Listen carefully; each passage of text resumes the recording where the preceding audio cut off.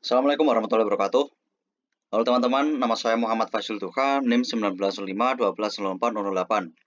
Di sini saya akan menjelaskan tentang model infrastruktur jaringan.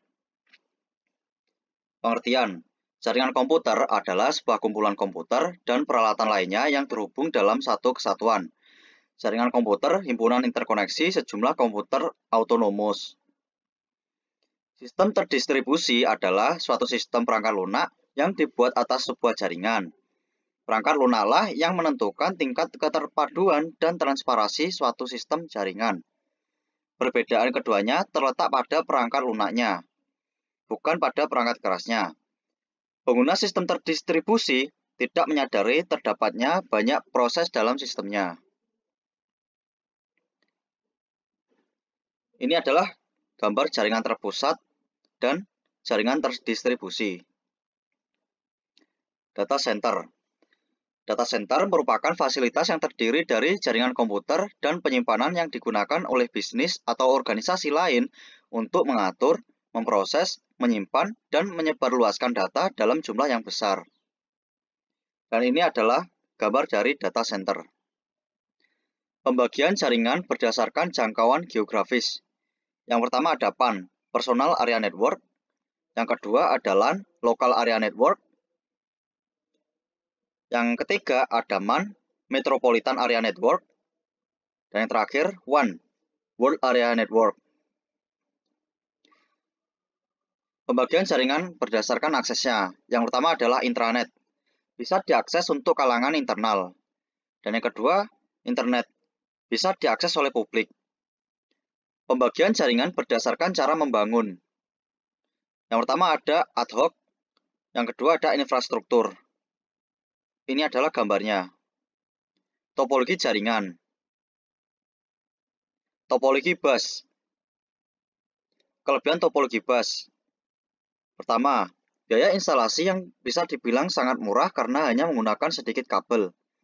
Yang kedua, penambahan klien atau workstation baru dapat dilakukan dengan mudah. Yang ketiga, topologi yang sangat sederhana dan mudah diaplikasikan. Kekurangan topologi bus. 1. Jika salah satu kabel pada topologi jaringan bus putus atau bermasalah, hal tersebut dapat mengganggu komputer, workstation, atau klien yang lain. Yang kedua, proses sending dan receiving data kurang efisien. Biasanya sering terjadi tabrakan data pada topologi ini. Yang ketiga, topologi yang sangat jadul dan sulit dikembangkan. Topologi star. Kelebihan topologi star. Yang pertama adalah apabila salah satu komputer mengalami masalah, jaringan pada topologi ini tetap berjalan dan tidak mempengaruhi komputer yang lain. Yang kedua, bersifat fleksibel. Yang ketiga, tingkat keamanan bisa dibilang cukup baik daripada topologi bus. Yang keempat, kemudahan deteksi masalah cukup mudah jika terjadi kerusakan pada jaringan. Kekurangan topologi star.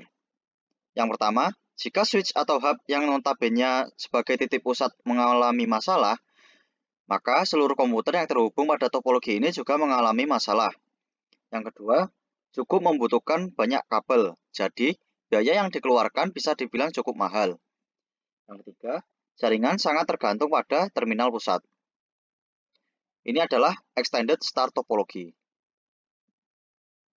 Topologi ring. Kelebihan topologi ring.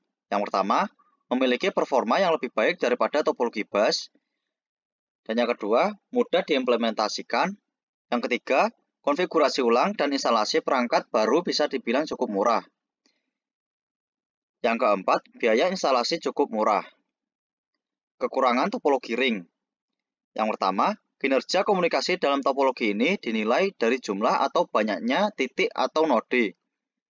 Yang kedua, troubleshooting bisa dibilang cukup rumit. Yang ketiga, jika salah satu koneksi putus, maka koneksi yang lain juga ikut putus. Yang keempat, pada topologi ini biasanya terjadi collision atau tabrakan data. Topologi mesh. Kelebihan topologi mesh. Yang pertama, jalur pengiriman data yang digunakan sangat banyak, jadi tidak perlu khawatir akan adanya tabrakan data atau collision. Yang kedua, besar bandwidth yang cukup lebar. Yang ketiga, Keamanan pada topologi ini bisa dibilang sangat baik. Kekurangan pada topologi mesh, yang pertama, proses instalasi jaringan pada topologi ini sangatlah rumit. Yang kedua, membutuhkan banyak kabel. Dan yang ketiga, memakan biaya instalasi yang sangat mahal karena akan membutuhkan banyak kabel. Pembagian jaringan penggunaan kabel. Yang pertama yaitu jaringan berkabel atau wired network. Dan yang kedua adalah jaringan nirkabel atau wireless network. Jaringan berdasarkan siarannya atau castingnya. Yang pertama ada unicast. Yang kedua ada broadcast. Dan yang ketiga ada multicast.